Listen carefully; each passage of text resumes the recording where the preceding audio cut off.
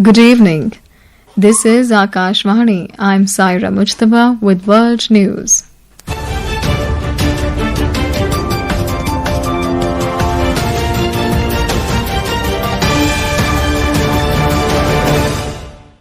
The headlines.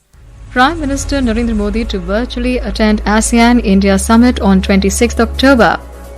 India and Bhutan review bilateral security cooperation and border management issues in Thimphu. Russia says new sanctions by US on its oil industry as counterproductive as Moscow has strong immunity to Western sanctions. Global crude oil prices surged by over 5% after US sanctions. US President Donald Trump says Israel will lose all US support if it annexes the West Bank. And in ICC Women's ODI World Cup, New Zealand to chase DLS revised target of 325 runs in the rain-affected match against India in Navi Mumbai. And now the news in detail. Prime Minister Narendra Modi will virtually attend the 22nd ASEAN-India Summit on 26th of this month at the invitation of Prime Minister of Malaysia, Anwar Ibrahim. In a social media post, Mr. Modi said that he congratulated his Malaysian counterpart, Anwar Ibrahim, on Malaysia assuming the ASEAN chairmanship. The Prime Minister also conveyed his wishes for the success of the upcoming summit and reaffirmed his commitment to further deepening of the ASEAN-India Comprehensive Strategic Partnership. The External Affairs Ministry said in a statement that Prime Minister Modi and ASEAN leaders will jointly review the progress in ASEAN-India relations and discuss initiatives for strengthening comprehensive strategic partnership.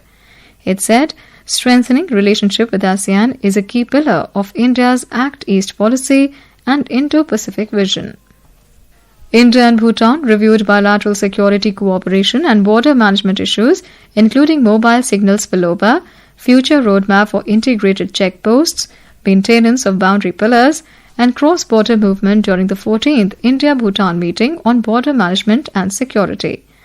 The meeting was held in Thimphu from the 16th to 17th of October. The Indian delegation was led by Secretary, Department of Border Management, Dr. Rajendra Kumar. The discussions also covered capacity building for Bhutan's police. Both the delegations reiterated their resolve to work together towards ensuring a safe, secure, and prosperous border region. India has been re-elected as Vice Chairperson of Conference of Parties or COP10 Bureau to the International Convention Against Doping in Sports. This decision was taken during the 10th session of the COP10 held in Paris. In a statement, the Ministry of Youth Affairs and Sports of India said, during conference, India has facilitated provision of interactive boards displaying the journey of the Anti-Doping Convention. The ministry added the conference focused on discussions including strengthening governance and financing the fund for the elimination of doping in sports and others. Commerce and Industry Minister Piyush Goyal, who is in Germany, met German Federal Minister for Economic Affairs and Energy Katharina Reiche in Berlin today. In a social media post, Mr. Goyal said, the discussions focused on deepening Indo-German ties in trade and investment, joint industrial and technological partnerships in green energy and defense, among others. He said talks also covered Germany's commitment to finalizing the India-EU FTA. This is Akashvani giving you the world news. For quick news updates round the clock, follow us on our X handle at AI News Alerts. And for details of these stories and more, log on to our website www.newsonair.gov.in and download the News on AIR app. Welcome back, you're listening to World News. Russia has said new sanctions on its oil industry by the United States risked hurting diplomatic efforts to end the Ukraine war.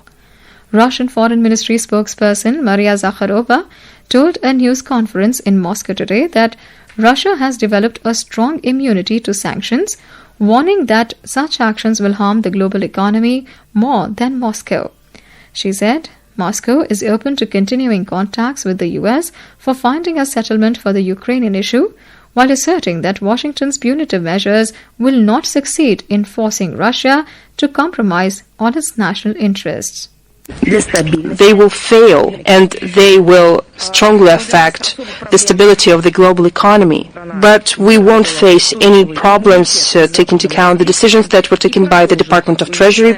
Our country has adopted and developed solutions and continues to develop its energy potential.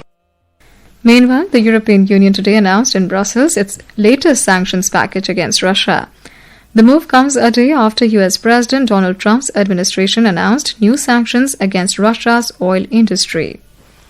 Global crude oil prices surged over 5% today, marking a third consecutive session of gains after the US imposed sanctions on major Russian suppliers, Rosneft and Lukoil, over the Ukraine war. Brent crude was trading nearly 5% up at $65.71 per barrel, and WTI crude was also trading around 5.5% higher at $61.69 per barrel when reports last came in. US President Donald Trump has said that Israel will lose all of its support from the US if it annexed the West Bank. Mr. Trump said in an interview published in the American news magazine Times that Israeli annexation of the West Bank won't happen because he had given his word to the Arab countries. Mr. Trump said he stopped Israeli Prime Minister Benjamin Netanyahu from fighting in Gaza, a war he said would have continued for years. Mr. Trump described Israel's strike on Hamas negotiators in Doha as terrible and a tactical mistake by Mr. Netanyahu. But Mr. Trump said the outrage over the attack was one of the things that brought them all together to ultimately deliver the ceasefire between Israel and Hamas.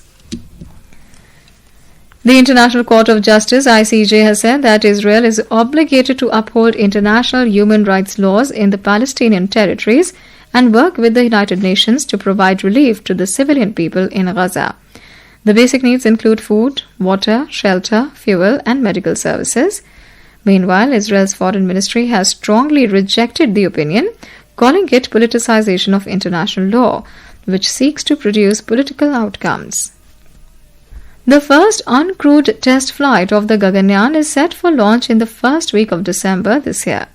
Indian Space Research Organisation or ISRO chairman Dr. V. Narayanan today informed that 90% of the work on Gaganyaan uncrewed test flight mission G1 is over. Speaking to media persons in Bengaluru today, Dr. Narayanan said tests on crewed module with escape system, parachute module, communication systems and other subsystems are successful. Vyomamitra humanoid will fly in the uncrewed Gaganyaan mission to low Earth orbit in December. No, Gaganyaan mission, we are in the process of, in the final leg, I will tell. And we have completed 3 uncrewed mission and we are in the process of going through that phase. 85 to 90% development activities in the subsystem level is completed. But now integrated level tests are going on, including software development, qualification, everything is going on. And once we succeed the uncrewed mission, then we'll have the crewed mission. In the ICC Women's ODI Cricket World Cup, chasing the revised DLS target of 325, New Zealand were 154 for 5 in 28 overs against India at the D.Y. Patil Stadium in Navi Mumbai when reports last came in. Put into bat first, India's openers Pratika Rawal and Smriti Mandhana hit brilliant centuries to power India women to a massive 340 for 3 in 49 overs in the rain-affected match. The match was reduced to 44 overs aside with a revised target of 325 for New Zealand under the DLS method. A win in this match will take India to the semi-finals.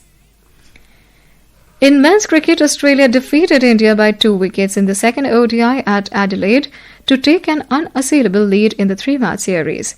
Chasing the target of 265, Matthew Short top scored with 74, while Cooper Connolly remained unbeaten on 61 as Australia clinched the game with more than 3 overs to spare. And now before we close, here are the highlights of the bulletin. Prime Minister Modi to virtually attend ASEAN-India Summit on 26 October. India and Bhutan review bilateral security cooperation and border management issues in Thimphu. Russia says new sanctions by US on its oil industry as counterproductive as Moscow has strong immunity to Western sanctions. US President Donald Trump says Israel will lose all US support if it annexes the West Bank. And in ICC Women's ODI World Cup, New Zealand to chase DLS revised target of 325 runs in the rain-affected match against India in Mumbai. That's all in World News. Good night.